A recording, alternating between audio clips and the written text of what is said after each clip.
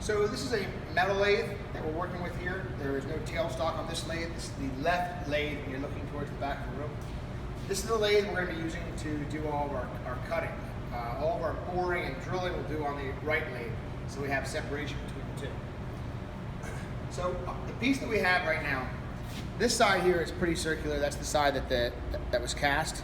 And the other side is the side that I cut off of and then had to file down. And that's not as perfectly circular as this end here. So we start off with a 3-jaw chuck here, where when we have the key in here and the spring is on this so that you don't leave the key inserted when you're not using it. If you brought the shield down and turn this on while this key was in there, it would throw it down at your feet, and that's a dangerous situation. So the spring is going to keep this thing from staying in there. Okay? So I'm going to put this piece into the front. I don't want to push it so far up that I'm going to be clamping on to where it starts to taper up to the wider section. If I do that, then I'm not holding this thing as tightly as I need to be holding it. So give it a good turn on there and make sure this thing is well secured in there, because we are going to be putting a pressure against it with the cutters. Now that comes back over. The machine won't start unless the guard is on top there. Okay? So what I'm attempting to do here is to get this thing to be circular. So I want to work just this section right here. We're not going to be using any automatic feeds on this because we're working in very close proximity to where the chuck is here, the jaws are. So we have to be very careful and not be talking to someone while we're working on this. If we run into those jaws, we have just ruined this lathe for this project, and we won't go further with it. So we're operating using these wheels here. We have this wheel at the bottom. The largest one is going to be left to right. This wheel is going to be forward and then backward.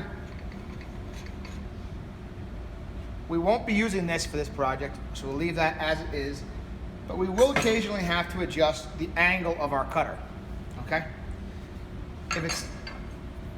If we take, there's 2 wrenches on top here that both fit the nut that's on top. Loosen that nut, and that's going to allow you to adjust this. We want to adjust it so that we have a 30-degree angle right in there. So I'm going to have it sitting just like that as I go through with this. And I'm going to go ahead and lock this in. If I want to change cutters, this loosens this up. I can pull this out. I can put a different cutter in. But right now we're using a carbide cutter. And it sits at center of the material that we're going to be lathing. Okay? Down here is the handle for turning this machine on and off. If I bring it down, the material is turning towards me. That's the right way. The handle going down has it turning towards us and being able to cut. Right now, the turning other direction is off, and that is good for what we're doing here because we don't want to be rotating in the opposite direction. We won't be able to cut. Okay? So I'm going to turn it on, and I'm going to bring my cutter up to the material, and I'm going to take off some until we get that side square. So I'm going to bring it over to the left, and I'm going to bring it in until I'm just about touching, and I'll run it across.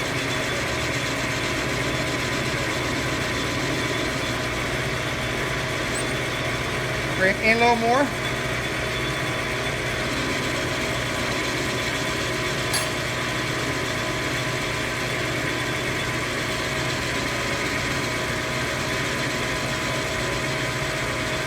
Notice how slowly I'm feeding this.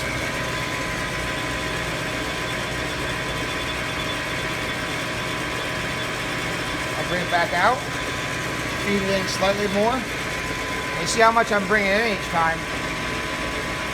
If these were accurate, I'd be able to tell you exactly what I was bringing in, but they are not. We're only going in about a 32nd of an inch for each pass.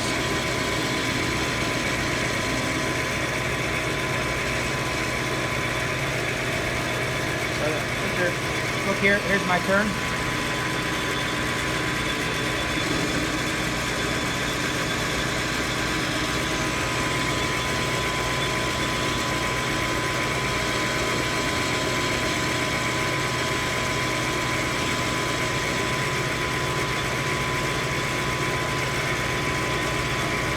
Notice the proximity that I am away from the turret though. I'm about 1 wrench thickness away from that. So you have to be very careful when you're going in here that you don't run this thing left so far in that it hits those jaws.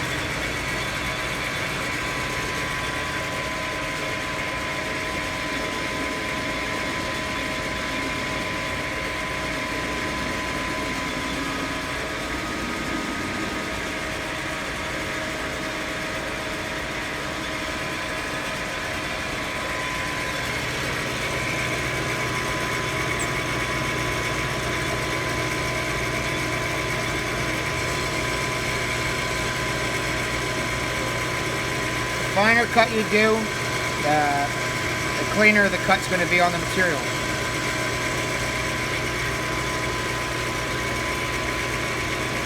And what am I trying to achieve? I'm trying to achieve a width here that's going to be wide enough that I'm going to be able to drill in and go ahead and tap a hole for that screw to rest against the flat portion of this gauge.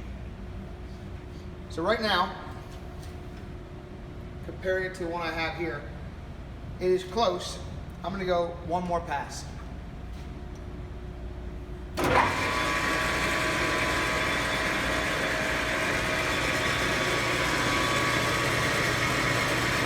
I'm feeding it to the left very slowly.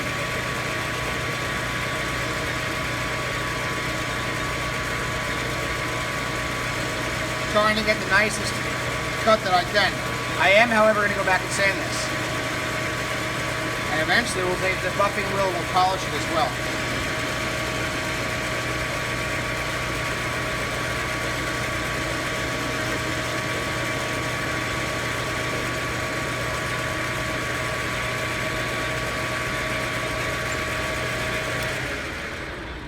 As with other pieces of aluminum that I've talked about with working with material, at some point here your cutter is going to accumulate a small amount of aluminum on the top of it. And we're just going to want to take that off with a very fine file. We're not trying to file the cutter, we're just trying to file the aluminum that's accumulated on top of that off. So that's the one side. Now I'll lift the guard back, bring this out, loosen this, whoops. Take that out, now loosen this much more so that my jaws can now bite onto the new round here, which is perfectly round.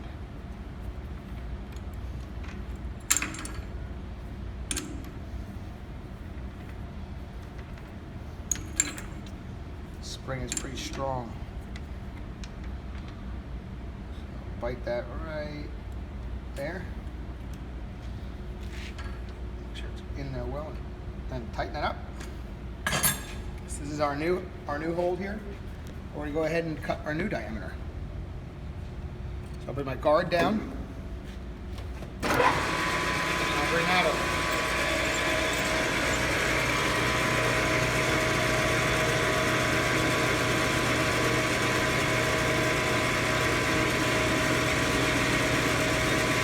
Always be watching where your vices, your jaws, and your cutter, that you don't run them into it.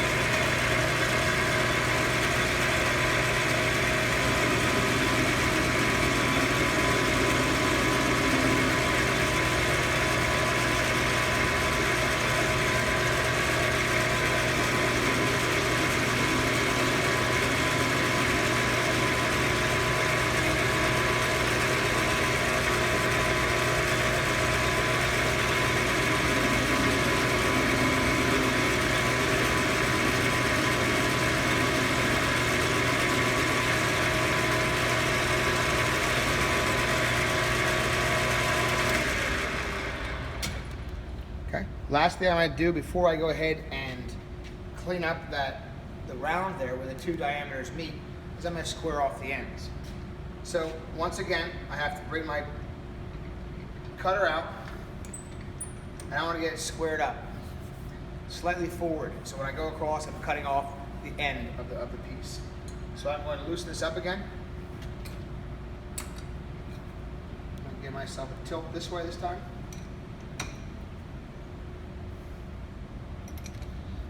Lock that, and then I'll bring that over to square up the end.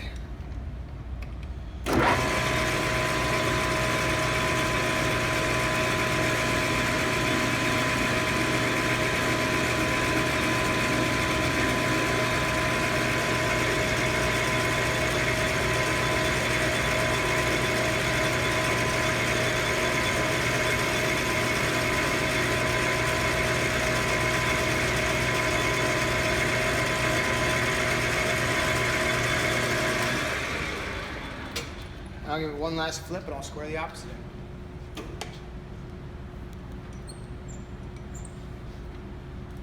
Actually, before I bring it all the way out, I'm just going to bring it out slightly and I'm going to put that round in the middle there.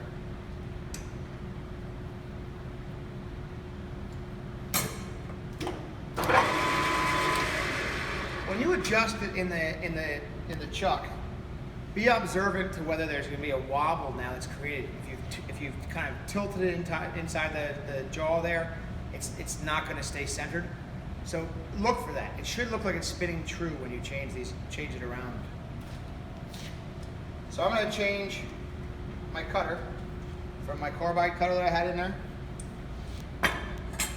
to now a round nose cutter. Okay? So that just gets dropped on and then locked. Do you see how that locking works? Look in the face here. When I turn this handle, that pushes against the inside of that cutter, and that's what locks it in place. So I'm looking to get this area right here rounded. I'm going to use this tool to do it. I also have to now adjust this again. Actually, I might be all right, just like that. I'm going to bring it at an angle here, so. And now we can use the smaller adjustment if we need to.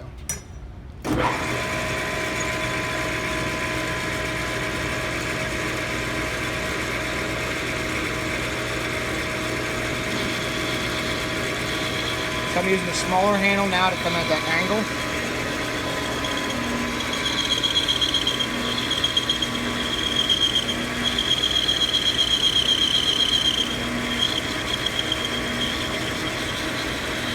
Shaving off this material like that is only accomplished when you're using aluminum.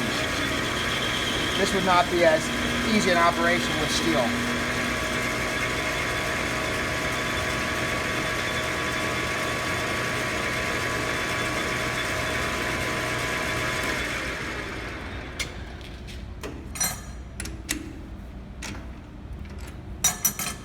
So that's where we want to be right now. Our next step is going to get a centering bit, cut a hole the other side, the size of the rod that goes through it. Actually, before I do that, I have to go back and reface this face here. So I'll put it back in with a small diameter, and I'll cut across that face to get a new face on this.